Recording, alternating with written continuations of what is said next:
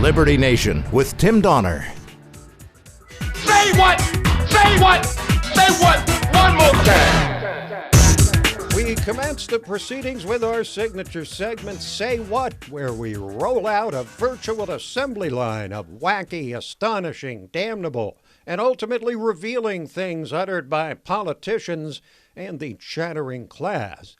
As the aftershocks of a spate of mob violence settled into a nation shaken and stirred by first the pandemic, then the police execution of an unarmed citizen, and then the widespread protests in the nation's largest urban centers, often peaceful, all too often violent, we're now hearing calls for radical reform in police departments across the land. There's a growing movement sparked by Black Lives Matter to defund the cops. Now, lest you be confused by what this means, it's not just reducing funding, but ending it.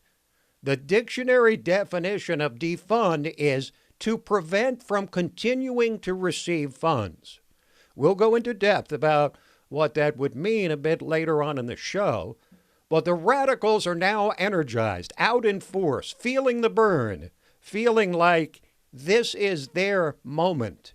But in the midst of the chaos came an appearance by George Floyd's brother, Felonious Floyd, appearing before Congress. He decried the execution of his brother and systemic racism, but seemed to capture the way many of the legitimate black protesters seemed to be feeling, with one excruciating question which burned the conscience.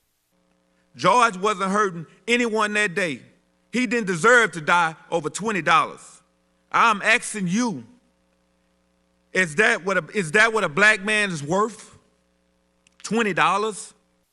Indeed, George Floyd was executed after allegedly passing a counterfeit $20 bill. But with the mob still threatening to explode again at any time at almost anything Donald Trump does or says, the Trump haters on the right and their enablers in the media have been all aglow about the opportunistic sour grapes comments of Trump's former Secretary of Defense, James Mattis, which were then echoed by Trump's former Chief of Staff, John Kelly, making a big show of attacking Trump's famous photo op in front of that church across from the White House, which was set on fire by protesters. So the likes of Jake Tapper on CNN did what he usually does, invited on another anti-Trump Republican, Colin Powell, and asked him a question which twisted the words of the president.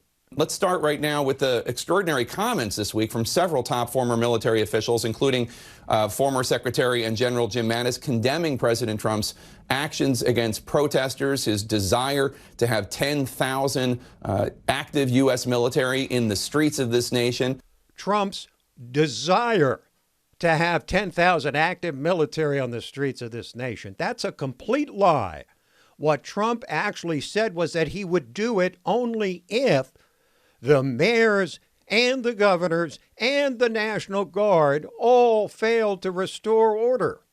But Tapper and his Trump-hating puppets for the left make a living off corrupting the words and actions of Trump, in this case making him sound like a violent dictator for demanding an end to anarchy in the streets. But the generals who've been hanging around politicians in Washington for most of their lives, like John Allen and the sainted Colin Powell, doubled down on the Mattis attack. I never believed that the Constitution was under threat until recently, and I have concerns about that. We should all be very attentive right now to how the rule of law is being administered in this country. I'm so proud of what these generals and admirals have done and others have done. But you know, I didn't write a letter because I made my point with respect to Trump's performance some 4 years ago when he was running for office. And when I heard some of the things he was saying, it made it clear that I could not possibly vote for this individual. And so Colin Powell, Republican, in name only, of course, voted for Hillary Clinton and before that Obama twice, and yet the media treats his rejection of Trump like it's something new and alarming. So here's the question for these armchair generals. What exactly has Trump done on the world stage and with the military that so offends them? Was it the defeat of ISIS? Was it talking to the North Korean dictator? Was it demanding NATO members finally pay their fair share? Was it taking on China, which no other president would do? No, none of that matters. Only that the President of the United States threatened to use the military as a last resort if blood continued to flow in the streets.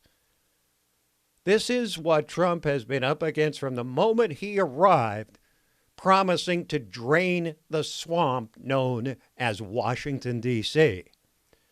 But through the fog of war that it seems like we're in right now, an investigation which was ready to come front and center before the pandemic is now back on the radar.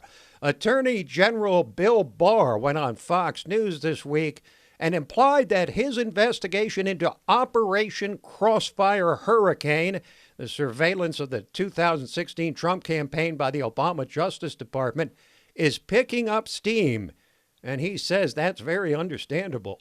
Before the election, I think we're concerned about the motive force behind the very aggressive investigation that was launched into the Trump campaign with a very thin, slender reed as a basis for it. It seemed that the Bureau was sort of spring-loaded at the end of July to drive in there and investigate a campaign, and there really wasn't much there to do that on, and that became more and more evident as they went by, but they seem to have ignored all the exculpatory evidence that was building up and continued pell-mell to push it forward. That was before the election. But Barr says what happened following Trump's victory is just as troubling. After the election, even though they were closing down some of it, as we've seen in the Flynn case, and saying there's nothing here, for some reason they went right back at it, even at a time where the evidentiary support or claim support, like the dossier, was falling apart. And it's very hard to understand why they continued to push and even make public in testimony that they had an investigation going when it was becoming painfully obvious, or should have been obvious to anyone, that there was nothing there. Nothing there. A big nothing burger. And yet the Democrats dragged the nation through 3 years of scurrilous allegations, which they knew to be false, except perhaps in their dreams, but failing as always to take him down.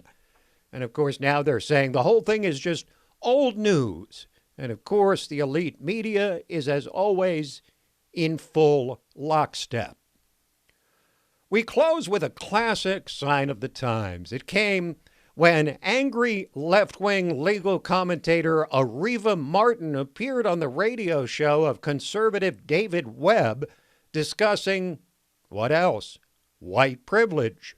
That's a whole nother long conversation about white privilege and things that you have the privilege of doing that people of color don't have the privilege of. How do I have the privilege of white privilege? David, by virtue of being a white male, you have white privilege. Areva, I hate to break it to you, but you should have been better prepped. I'm black. Was there a hole for her to climb into? Want to get away? I hate when those pesky facts get in the way of a terrific narrative.